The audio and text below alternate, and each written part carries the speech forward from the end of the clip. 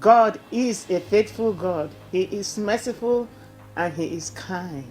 God is aware of your situation and God is keeping an eye on you. No matter what you have lost, I want you to know that there is restoration for you in God. Joel 2:25, God says, I will restore to you, I will give you back the years that the cankerworm stole. You have restoration in Christ Jesus. The things you thought you have lost forever can be restored to you. Before we start, I want us to say a quick word of prayer.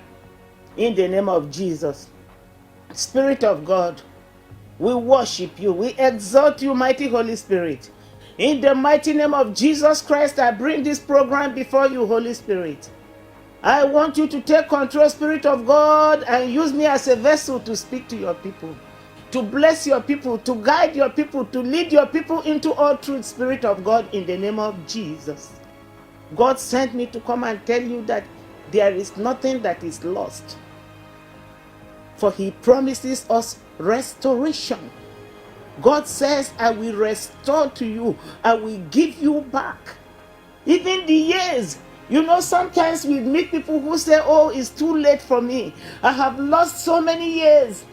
God said, even the years that you thought you have lost, that He can give you back those years. God says, I will restore to you. I will give you back the years that you thought that the cankerworm has stolen from you. So there is restoration in our God. Recently, I saw a woman of 74 who gave birth. At 74. I know many women would have given up and said, it's too late for me. But this woman refused to give up. And at the age of 74, she had a baby boy. For the women out there who are crying, oh, I have lost so many children to miscarriage. No matter what it is you have lost, whether it's a business, a ministry, a husband, a wife, a spouse, no matter what you have lost, God says, I will give you back. The Bible says Job lost everything. He lost his children, everything he had, he lost. But the Bible says God restored to him. God gave him back. Yes, I know. The children he had later, they do not replace the ones that he lost.